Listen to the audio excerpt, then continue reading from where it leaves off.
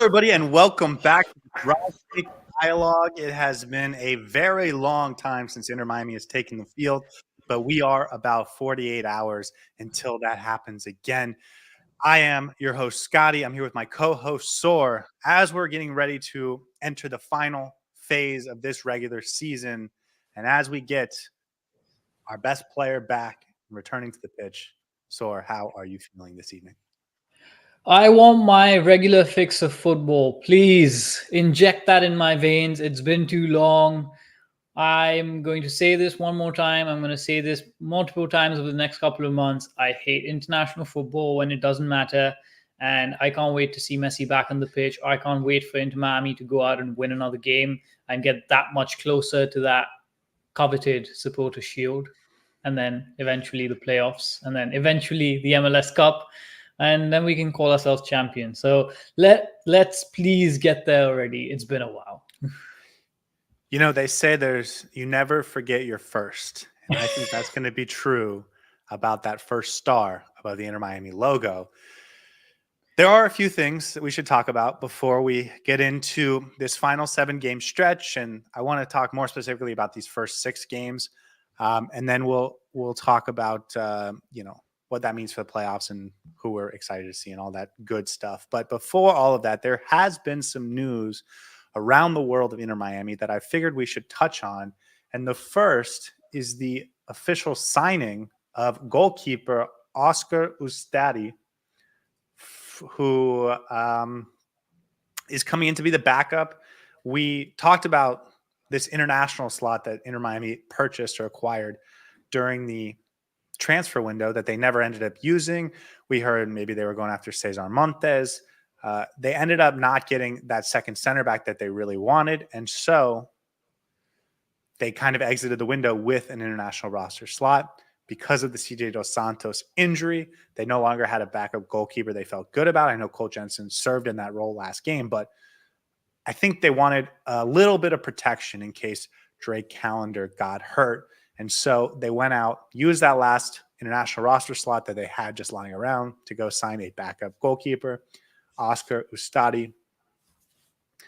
My only comment on this is I hope we never get to see what he looks like. You know what? A goalkeeper signing, a second tier goalkeeper signing, a backup goalkeeper signing is probably the most underwhelming, uninteresting, and boring signing that a team can make. And there's absolutely zero interest there. But I'm glad that Inter Miami did what they needed to do to replace CJ Dos Santos, because we don't want a scenario like the one that Columbus faced recently, where we have to play half the game with not a goalkeeper, but our defender in goal, and then end up losing 4-0. That's probably the wildest game of football I've seen in terms of injuries and red cards and whatever happened there. But we don't want that scenario happening. That also being said, I would be very much on board with you if we don't get to see the goalkeeper other than Ray Calendar, of course. I didn't really have it on the rundown, but maybe we should talk about what happened last weekend in a minute.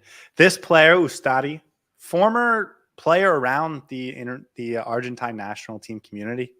Of course, he was.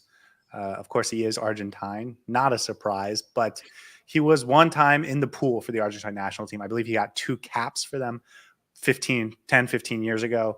So it's been a long time. He's 38 years old, twilight of his career. I just noticed that his last team, Audax Italiano, which he played for early in the season, made 13 appearances, is a club in Chile.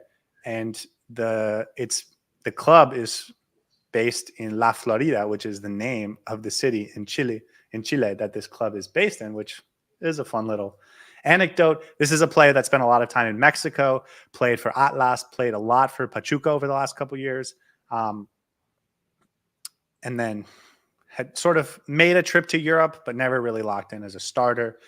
Played for Almeria, played for Sunderland, but never actually played. But before that, Getafe, Boca Juniors, Independiente, Newell's Old Boys. So just a true veteran goalkeeper that has spent a lot of time as a reserve goalkeeper, available just in case. In recent years, he did become the number 1 for Pachuca, but this is a guy who knows his role. He's coming in to be the backup to Drake Callender. He is there to participate and hopefully win a trophy, but not to come in and save us and be the replacement for Drake Callender. So good to have, I guess. And again, hopefully we never see him. But odds on actually seeing him in a couple of games towards the end of the season when we've potentially locked down our position in the league? I hope not. You don't want him to at least be a little bit ready in case he gets called on in the event of Drake Callender's injury or in case we need him on the pitch. Here's what I'll say. We're going to talk about how this schedule lays. I'll come back to this because we're going to talk about how the schedule lays out and get into the specifics of, game after game after game and what each preparation would look like. There might be one game where I'm okay with this, but for the most part, I want Drake Callender to start and play and get minutes and be in good form. So this weekend, MLS was off for the most part, but for a lot of teams that had missed a game early in the season because of US Open Cup, because of deeper runs in the CONCACAF Champions Cup, because potentially a run in the Leagues Cup. Did I say Leagues Cup? The US Open Cup or the Leagues Cup, whichever. Some teams had to make up games, and the team that had to play them also had to make that game up. And so we did see a couple teams play last weekend, even though most teams were off for the international break. And two teams that are competitors, if you still want to call them that, or at least heading into the weekend, we would probably still call them that for the Supporter Shield. LAFC drops 2 points to Houston, and the Columbus Crew play the Seattle Sounders, lose 4-0.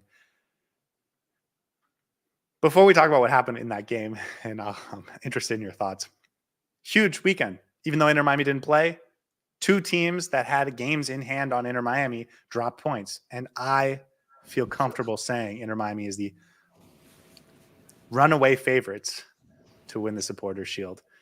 How are you feeling about where we're at in that race right now? It's interesting, and you say this often, at least at this point in the season for the European teams, you often mention that it's too early to even think about other teams, so you focus on the team that you're supporting. For the MLS, we're now in that part of the season where you want to keep one eye on at least what the other teams are doing and what their results have been. And last weekend was the best weekend for Inter Miami, possibly without actually playing a game of football. We needed that to ease ourselves a little bit, and now the next 6 games or 7 games just become that much less pressure.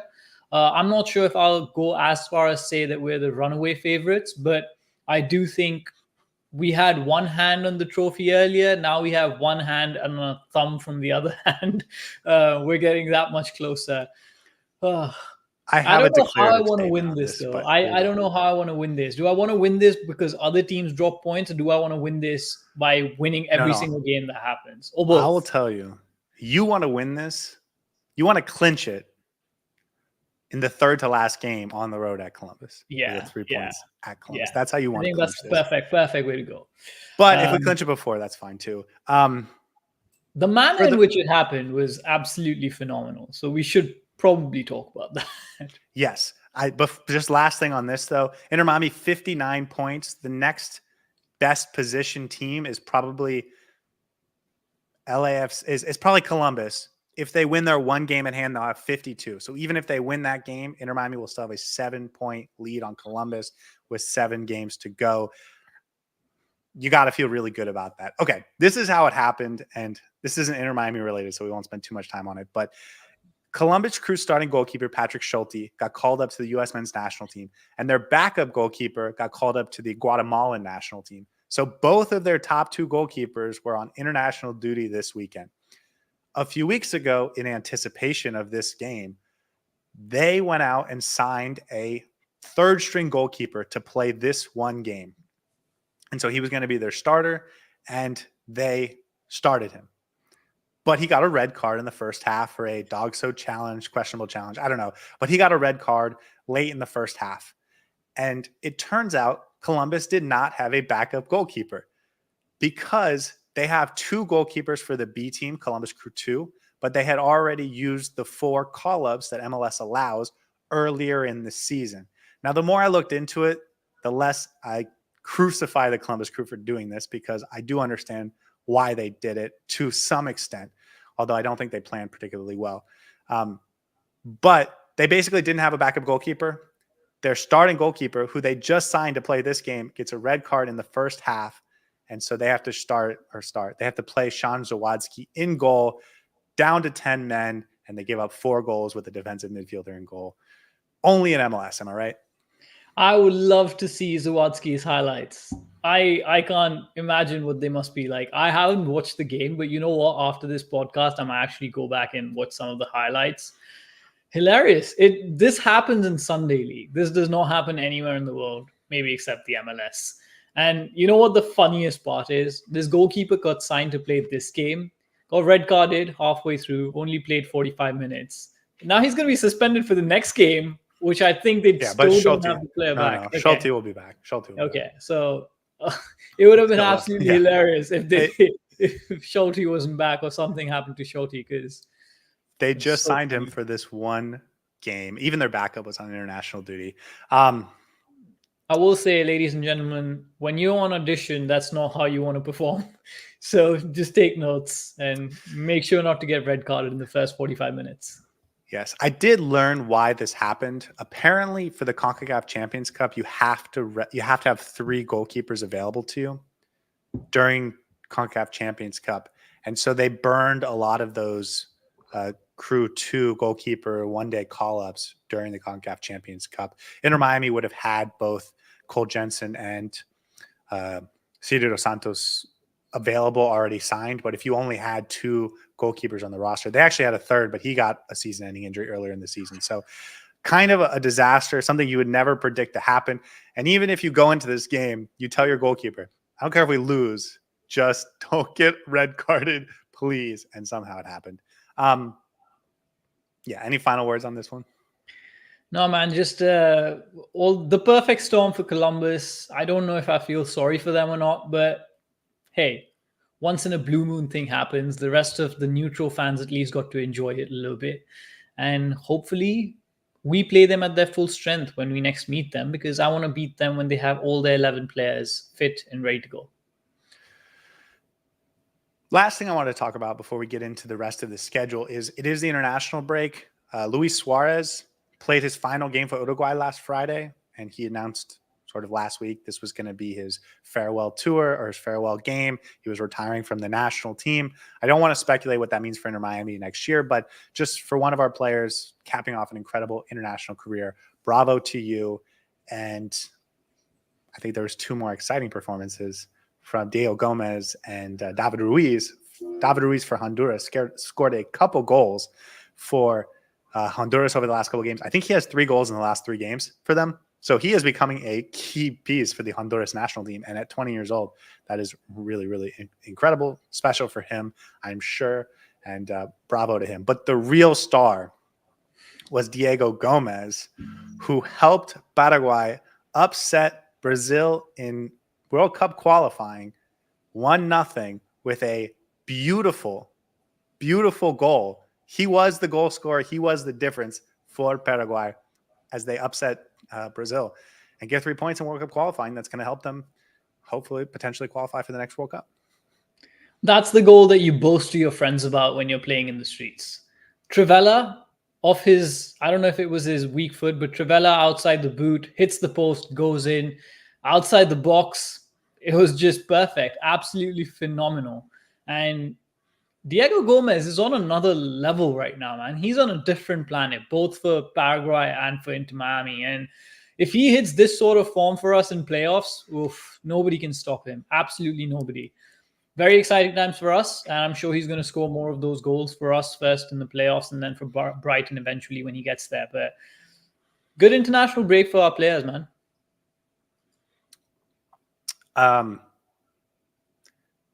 Sorry, Thomas says in the chat that the Ecuador coach has told the media that Campana needs to leave Inter Miami if he wants to come back to the national team. I guarantee you, if Campana is the starter, he will be allowed back in the national team if he's playing well. But Inter Miami has never let him just be the guy. So we'll see if that happens moving forward. Not what I want to talk about in this episode. Okay, let's get into it. Main topic for the day is, and this is going to be a shorter podcast, maybe 45, 50 minutes, because we all have a lot of things on our plate. And so let's get into the Philadelphia Union and then Atlanta United and then NYCFC. For those that don't know, we have 7 games left in this season. They are broken up, I think, into 3 separate groups of games. That's how I'm thinking about it, and that's why how I think you guys should think about it as well.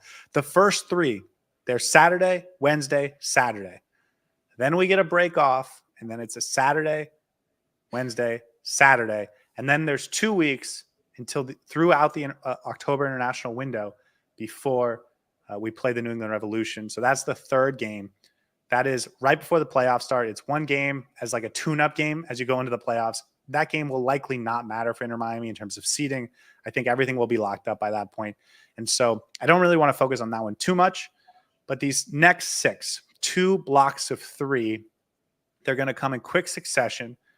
They're going to be, a break, 6 days off in between the two 3-game trips. But they're going to come quickly. We play the Philadelphia Union tonight, and then we go 2 on the road. How are you feeling about these first 3 games? Philadelphia, Atlanta, and then at NYCFC.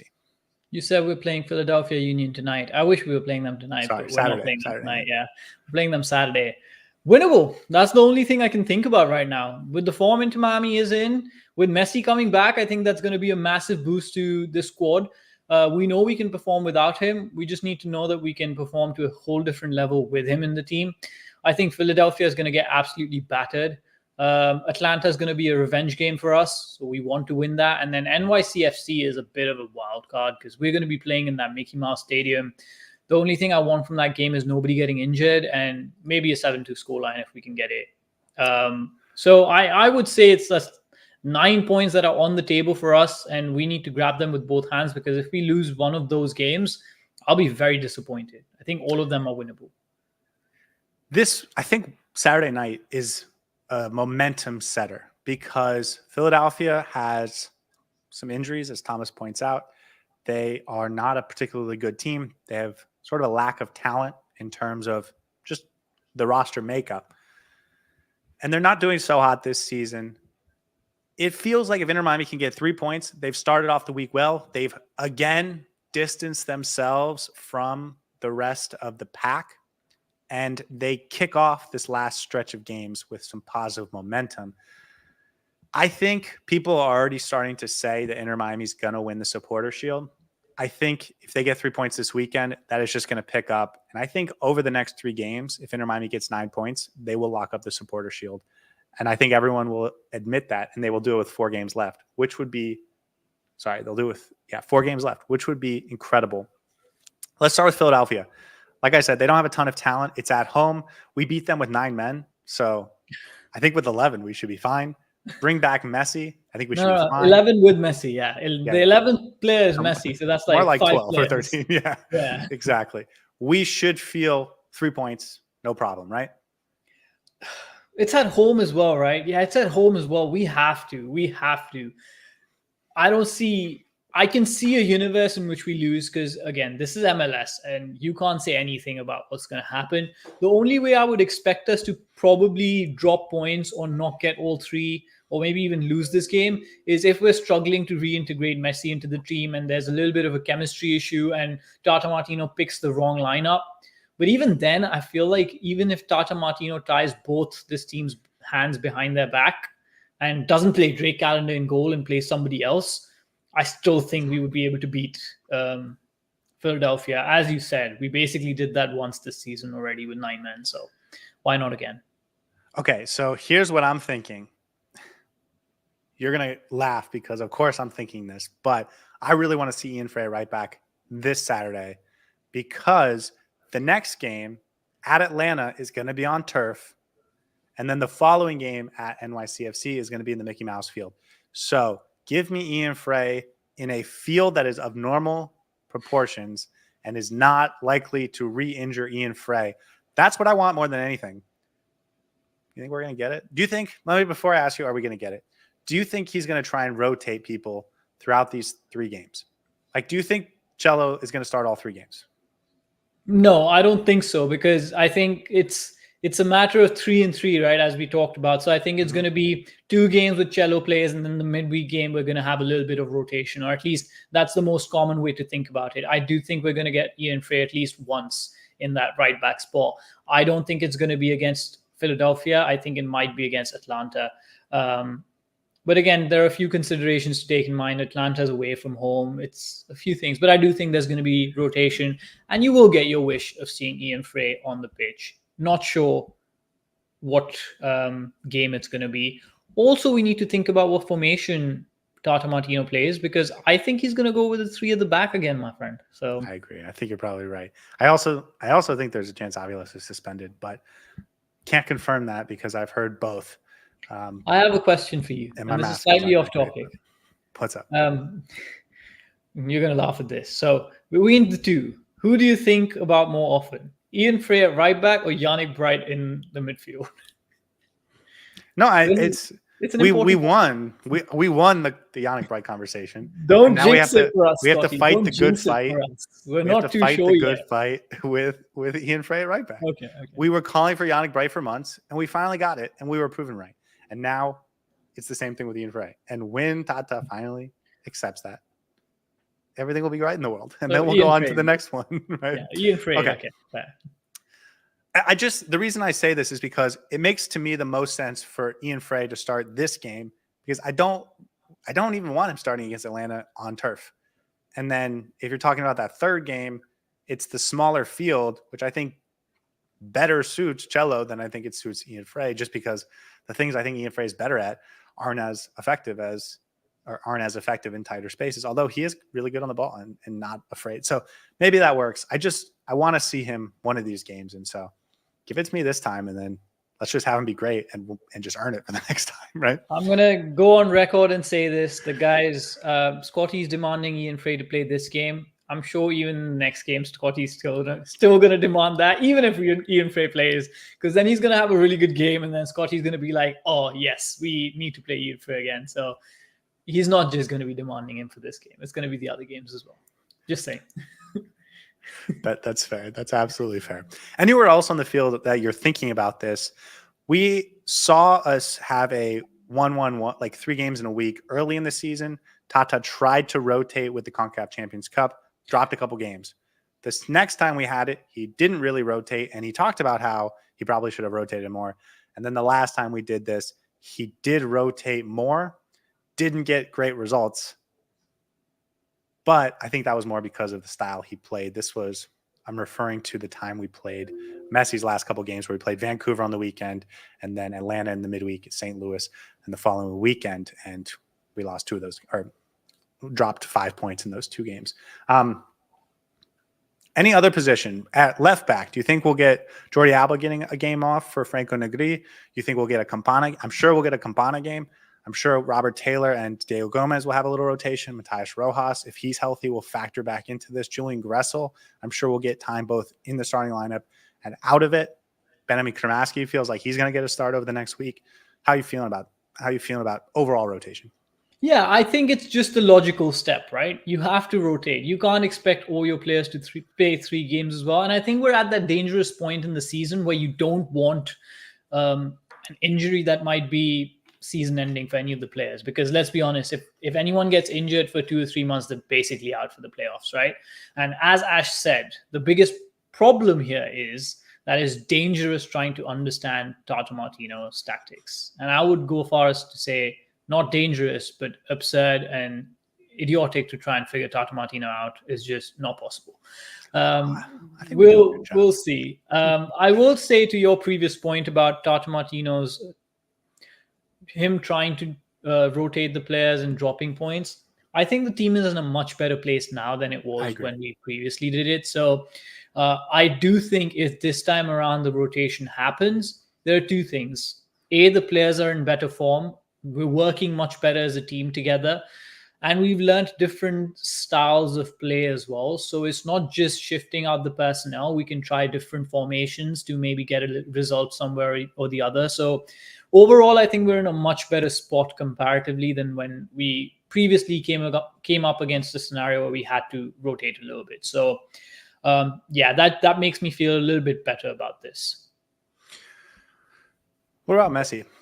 You think he's healthy, by the way? I know there was a scare about yesterday. He didn't practice in the 15 minutes that were available to the media. He's fine. I guess he had a little bit of a flu or something, but he's going to play on Saturday. That you should feel no worries about. Do you think he's going to start on Saturday against Philadelphia?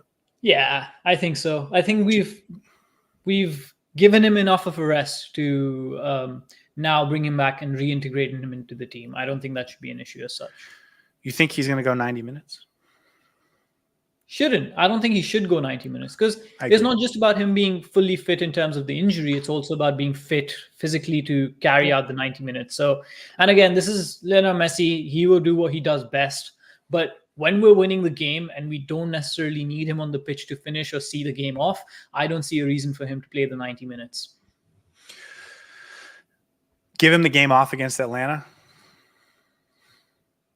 Maybe, but not entirely. I would bring him on for like 20, 30 minutes because he needs to build his fitness up, right? So I would maybe bring him off the bench, give him a few minutes, give him legs, maybe get him a couple of goals because he needs to start racking them up to get that trophy that already has his name written on it. So, yeah, I think I'm not going to take him off completely against Atlanta. I'll probably bring him on in the second half, yeah. Yeah, I think for me, I agree with you. Philadelphia start, come off the bench, especially if you need it against Atlanta. And if you have like a 2 or 3 goal lead, maybe not even against Atlanta, and then, or maybe for like 5 to 10 minutes for Atlanta, and then start him again against NYCFC. Him in the Mickey Mouse Stadium, I'm very excited because close quarters is where he thrives. And I'm just really excited for that game. I'm telling you, man, 7-2, that's the game to look for. Potentially. Anyone else? I mean, are there any talking points about these 3 games? We can give our victory predictions in a second. I think we both agree 9 points is right there. I think a revenge game against an Atlanta team that doesn't have its star players, doesn't have its new coach, is sort of in transition. I know they did bring in a new DP in the summer, but still, it feels like a very winnable game. And then NYCFC is a good, solid team, but again, another revenge game. This is what the best teams do, and Inter Miami should feel like they can go in there and get a win. I do think there's going to be one hiccup in these 3 games. Atlanta and New York back-to-back are actually 2 quite difficult games, regardless of where Atlanta is. I don't think they're doing particularly well in their form, but they did beat Columbus this season. And it's a bit of a wild card. I didn't like the way we played against them last time. They really dominated us. And I think that's slightly fresh in my mind in terms of how I'm viewing them. Maybe they're completely... they just lie on their backs and roll over and let us score 5 past them, but I don't think it's going to be as easy. 7? And then 7 maybe. But the New York game is definitely one that I'm really worried about because historically that's a team we've really struggled against, never got the result that we wanted to. And I think we have the worst record in the league against New York, both the New York teams actually. So I don't expect us to get too many points against New York. If we get 1, I think I'll be okay, content. Yeah, we're going to get – tell me if I'm wrong. We're going to get to that game and predict a win, right? Like when the day we would never – I think it's very rare, and I think it's only happened once this season where we have predicted a draw. And I think that was either against Cincinnati or against Columbus. I've done it a couple times. We've never gone against our team and predicted a loss. So I don't think against New York I'm ever going to predict us not winning. Okay, but I mean more like theoretically – you look at 3 games, 9 points, and you're like, oh, I don't want to project us to win all 9 points. That feels presumptuous. That feels overconfident. But also on each individual game, I think you're going to expect to get 3 points, right? Yeah, at the stage that Inter Miami is with their form, with their abilities, has to be. Okay, let's get to the next set because that's all going to be in the next 10 days, and it's going to be 3 games in 8 days. Then we're going to get a week off, get healthy, get rested, relaxed, and then we have another 3 games in 1 week. It starts home game versus Charlotte and then finishes with, once again, 2 road games. That big game at the Columbus Crew at lower.com field is that middle of the week Wednesday night game. And then we play at Toronto at BMO Field in Canada. How you feel about those 3 just first off? I mean, that Columbus game is probably our biggest game of the season, isn't it? Not in terms of the pressure on that game, but in terms of what that game could actually mean for the playoffs, for our momentum, for our confidence. And I think that'll be the first time that we go toe-to-toe with our full fit team against Columbus, which is essentially the best team in the league behind Inter Miami. So that is the one game that I'm obviously keeping an eye out for. It's going to be spicy. It's going to be fun. And I hope Inter Miami comes out as the winners in that game, because that'll do a hell of a lot of good for our confidence. I'm not particularly excited about the Charlotte game for some reason. I don't remember what the last Charlotte game was like. I know we drew with them 2-2. So, No, it was a 2-1 victory. oh, was it? We certainly got outplayed in the first half. Ajimong was giving us a lot of trouble. But Yes. then we switched the formation. We put Yannick Bright in the midfield.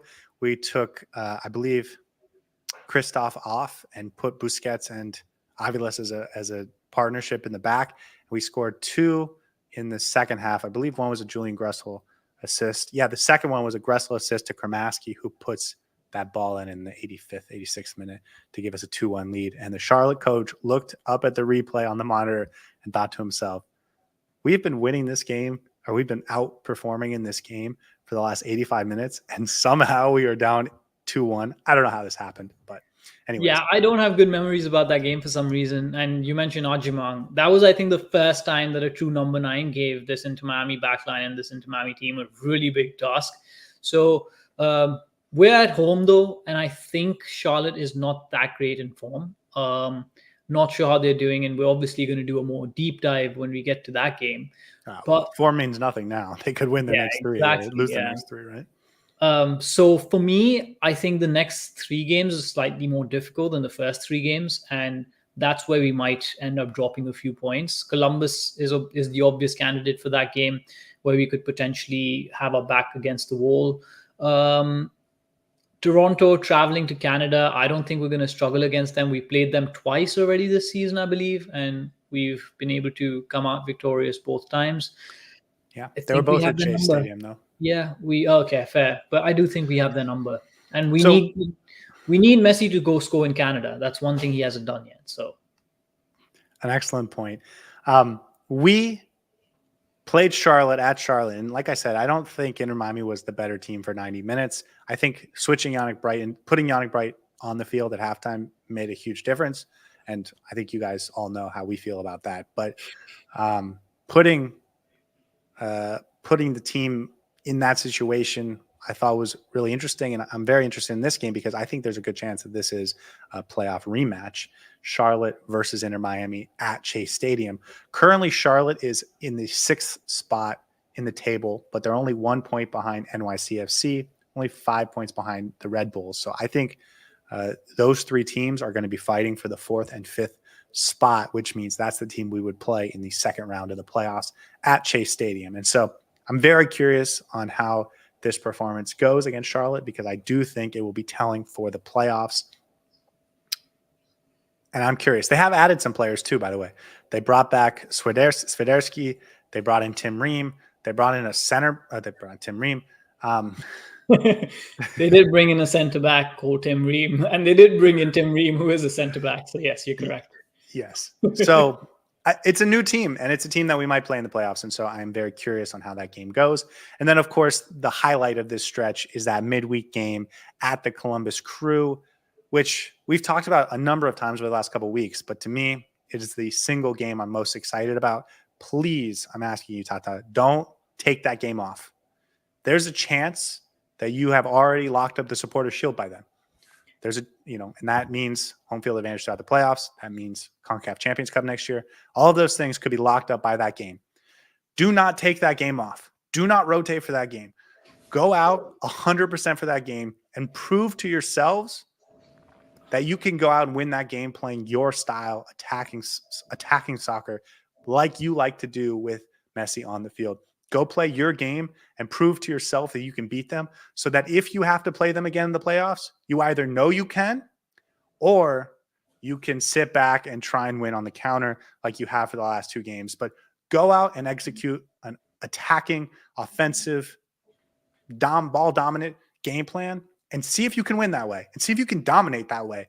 And if you can do it on the road, if you can do it when the Columbus Crew still need to win points, then you'll be able to do it in the playoffs. Both you will know that going to the playoffs, and they will know that going to the playoffs. So don't take that game off, please. I have a feeling Tata will, and it's scaring me because it would be such a letdown. But not only will it be a great game, It's an incredible barometer for how good this team is against the best teams in the, when we face them in the playoffs. So do not take that game off, please. Yeah, you use the word barometer. I went with litmus test. You also mentioned that it's a road game. I think that's the perfect way to test this team. I don't expect us to have a road game issue in the playoffs just by virtue of where we finish. So having that last test and trial by fire, playing away from home and trying to impose our style on this very brilliant Columbus team, I think is going to be a really good way to try and figure out where this team lands. And I think there's one more thing about these last 3 games, especially. I hope, and I think I'm right about this, that by the end of that last 3 games, or at least when we're playing those last 3 games, we will have figured out what Tata Martino's plan is for this team when it's fully fit. I think the biggest question mark right now is how Tata Martino will play once all the players are available on the pitch. Not only the personnel that he's going to pick, but now there's a question mark about what formation he wants to play.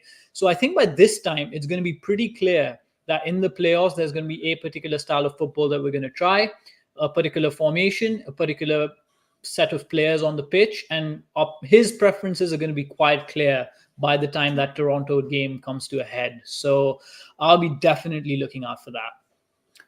Okay, and then the last game. And this, I think, might be the coolest one. We go to BMO Field to play the Toronto FC. Fun fact, according to ChatGPT, because I just asked it, I asked, how many teams in MLS history have won away games at Toronto, at Montreal, and at Vancouver, all 3 Canadian teams in the same season? ChatGPT searched 2 websites and found none. So I don't know if we would actually be the first team in MLS history to beat all 3 Canadian teams on the road in the same season, but certainly that's not a thing that happens particularly often. And Inter Miami has a chance to do that at BMO Field. We won at Montreal, we won at Vancouver, and now we have an opportunity to win at Toronto. How cool would that be if Inter Miami becomes the first team or one of the only teams to ever do that? And is that worth really taking the game seriously to try and make that accomplishment? Because I will say, when we talk about Inter Miami, you want to set records. Like, you didn't win the CONCACAF Champions Cup. You didn't win the Leagues Cup. You still want to win the MLS Cup. You're still going to win the Supporter Shield. But let's set some other cool records while we're on the way. You know what I mean? yeah, I will say your sources are a little bit dubious. I'm not sure if ChatGPT is very reliable for your information. There was a time when if you asked ChatGPT how many R's there are in strawberry, it would tell you 2. So now you know never to trust AI models. But that being said, I do think you're right about this. And I do think that's a very big achievement to have, because going away from home to Canada, taking that long flight out to the deep north and beating the teams there, it's actually going to be really, really, it's a source of pride, because it just goes to show how good we've been away from home this entire season. And I agree with you, man. You won the crown, but you also won the jewels in the crown. And I think having those records is going to be like adding those additional diamonds up there. And I feel like this is a record-setting season, even though we didn't win the Leagues Cup and the CONCACAF Champions Cup. But there are 2 ways to build records, right? Either you create bad records or you create good records. And I think this Inter Miami team is done creating bad records. It's time to fashion some new ones. I think the way you put that is not just the crown, but the jewels in the crown is a beautiful metaphor for what Inter Miami can do for the rest of the season. Because, of course, the ultimate goal is to win MLS Cup. The next biggest goal is to win the Supporter Shield. But every other cool thing you can do, whether it's setting the points record or beating all 3 Canadian teams on the road the same season, like, those are the jewels in the crown. And I love the way you put that. That last game against Toronto, I think Inter Miami will have locked up everything by that point, whether by us winning the next 5 games or, 4 or 5 or whatever, 4 wins and draw, whatever, or other teams just dropping points, because other teams will drop points. I think it will be locked up by that Toronto game.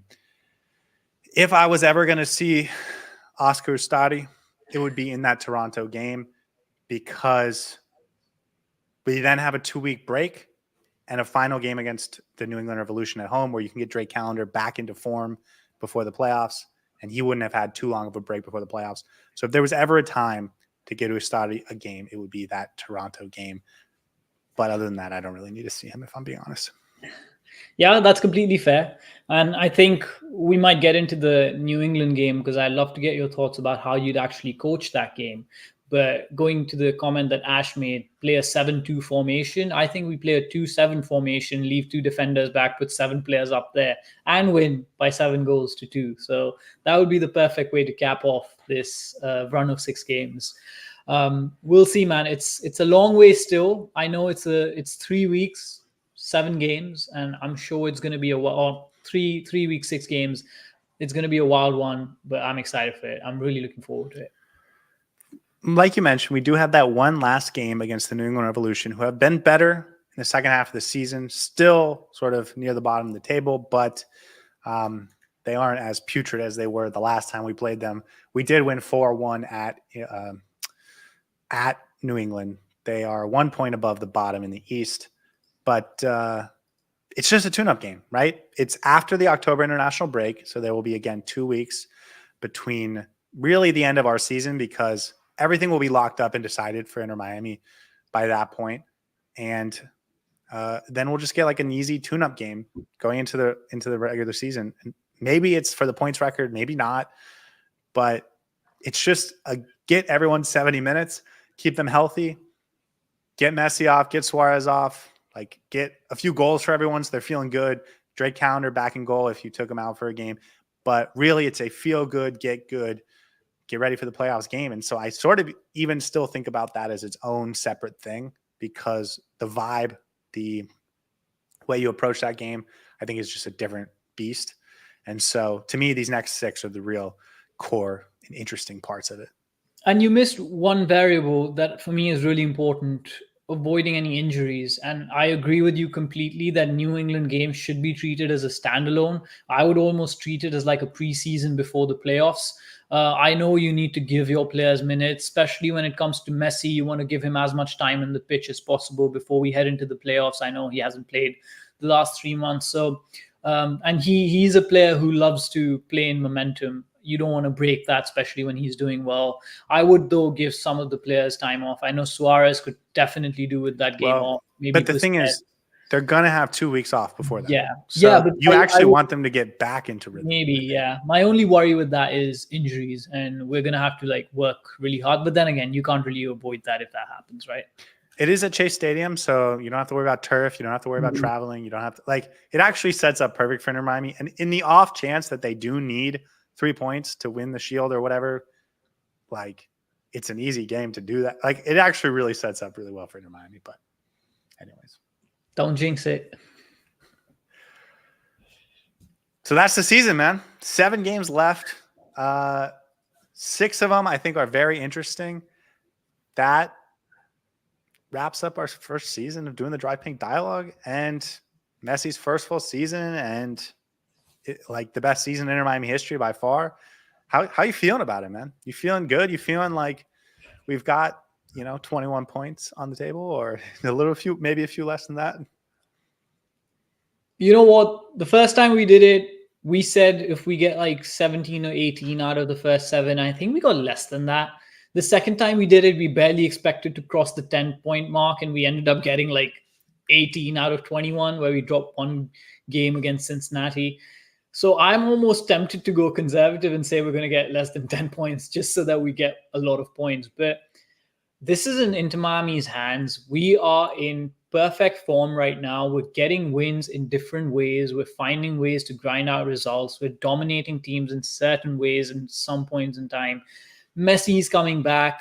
There's a lot of positivity around the team. We've figured out some of our problems that we've had in defensive transitions. Yes, there's the age-old question mark about Tata Martino being Tata Martino, let's just put it that way. So that always can go against us, but I don't see a reason why we can't get at least 18 points out of the available 21.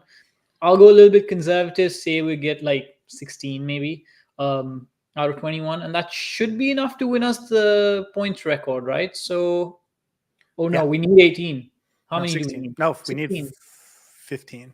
Yeah, so give me 16 points. I don't want to be too greedy. Just the points record. All I want is the points record. I'll be fine. All I want is a points record.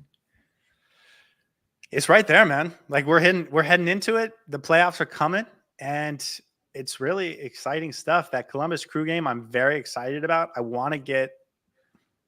Let me phrase this right. I want to get the right back situation figured out, but That's not going to happen. more importantly, I want it to get figured out in the way that I think is best. But I do think it will get figured out. The problem is, in Tata's mind, it's not even a question. I know. He's not even thinking about it. It's not a problem. We go to bed thinking, okay, tomorrow is going to be the day that Ian Frey starts. Tata goes to bed thinking, where do I put Chelo Wigan on the pitch today? So Ash says, I feel like this team is not firing on all cylinders, but they are still winning. We did a whole episode on this last week, and so I encourage you guys to go check it out. But we basically talked about reintegrating Messi and how to do it and how we think it would look best. So I encourage you to check that out because I actually thought that was one of the more fun episodes we've done, one of the more detailed, one of the more. I think that was very tactical. We went in depth about the football aspect of things. And I would actually agree with Ash here. I don't think we've been firing on all cylinders, and that's so good for us because imagine the level of this team when we actually switch on the nitro gas for the rest of the cylinders, right? Right. And so to that point, I think in the last episode, we talked about how to do that with Messi back in the team. And so I'm really excited about it, man. It's going to be awesome. I have nothing I don't know what else to say because it's just going to be awesome. Vibes are good. As long as we don't choke away our lead, we're going to win everything. We're going to win everything in the regular season. I think getting that Canadian record would be really cool. A jewel in the crown, so to speak. So Suarez winning the Golden Boot, perhaps. Messi. It's not going to be Suarez, dude. It's going to be Messi. Yeah, it's going to be Messi. Can we spend 1 minute? I have 2 proclamations to go before we. Well, one's just a conversation, but I have 1 proclamation before we leave. I think Messi's going to ball out. I think Messi's going to be incredible. I think he's going to score 5 goals in the next 3 games. Like in the next 10 days, I think we're going to see 5 Messi goals, or at least like 6 or 7 goal contributions. Maybe they aren't all goals, but like he's going to put up stupid numbers because he's Messi and he's back and he's coming back with a vengeance. And I think this team's going to like really be rocking and rolling. See, that's the thing. Okay, so when we talk about how we're feeling, I have a sense of nonchalance, a sense of excitement, a sense of arrogance almost as to how this team is going to perform when Messi comes back. But there's just this tiny voice in my head saying that, what if it doesn't go the way you think? And what if this team reverts back to some of the bad habits that we had before we actually got into a good set of form and started winning games? And that's not to say that it's because of Messi. It's just a general fear that we're going to revert back to our habits of leaving space in behind when we're trying to attack, not being compact enough, Tata Martino not figuring out the right formation or the right players on the pitch. There's still a few question marks that need to be answered, but I completely agree with you. Overall, there's nothing holding this team back, and Messi's Messi, man. He's Messi.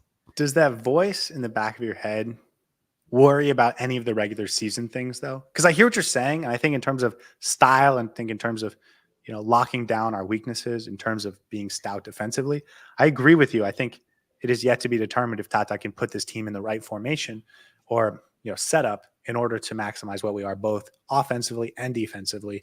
But I also think that they're going to get enough points to win everything they want to win in the regular season. It's those questions really come to me in the most crucial moments of the playoffs, but not for the regular season. Sorry, I know we want to answer that question by Wookie, but Ash mentioned a very good thing. And I feel like today is the day of metaphors. We're using some really good ones. He said this team is like a boiled egg. You can't turn it back into a raw egg. I hope that's the case, Ash. But you know what? Tata Martino is a bit of a magician, and not in a good way. A sorcerer, if you may say, perhaps. So I don't doubt his ability to turn that boiled egg into a chicken. So we'll see how it happens. Wookie G does ask, could Messi and Gomez potentially be on international duty during the playoffs? Just for the record, MLS does not play during the November international break. So there will be no games during the international break.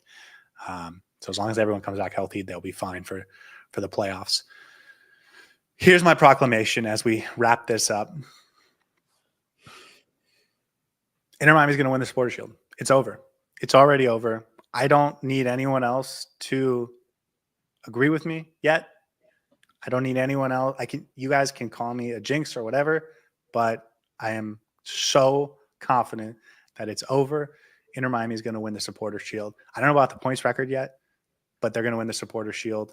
I do not see this team choking in the way they would have to in order to not win the Supporters Shield. So for me, it's over. Inter Miami is going to win the Supporters Shield. I mean, that's not too far of a stretch. I thought you were going to go as far to say that we're going to win the playoffs. That would have been a little bit premature, but I'm not going to get behind you right now because I'm always the pessimist sometimes. That's okay. And I do think there's still a little bit ways to go. But man, it's exciting times. We're in the last stretch. This is it, man. This is it. This is potentially, I think we might have another midweek episode in between where there's a break. But the playoff conversation is starting very soon. Games are going to come thick and fast. You guys are going to join us for the pregame show, the postgame show, and it's going to be back and forth for the rest of the month. And that's how I love it. I want it that way. And the next time we talk about the potential next run, that's going to be the playoffs. And it's going to be exciting, man. It's going to be very exciting. I know, man. It's exciting. And the weird thing is, Inter Miami fans, we've never been here before. Like, I know we've made the playoffs, but we've clinched a low seed in the final, 2 or 3 games before the playoffs started. We've never been in this situation where we've already made the playoffs. It's a matter of, and we already feel confident about being the number 1 seed. Like, just comparing that to where we were last year, where we were trying to just get 3 points every single game just to stay in the playoffs after Messi arrived, or in the playoff conversation, and falling short of that. And then, 2022, we needed that miracle Pozuelo and Higuain run to get into the playoffs. Like, to be here is crazy. Certainly not anything I've ever felt. But now that I'm here, I think you said it best. I feel a little touch of arrogance about it. And that is kind of fun. Guys, we will be back for the pregame show, as always, 1 hour before kickoff on Saturday night. It's a home game against the Philadelphia Union. You guys, please join us. It is always a lot of fun. Live on YouTube, 1 hour before kickoff. We will see you guys then. Hope you have a wonderful night. And let's go Herons.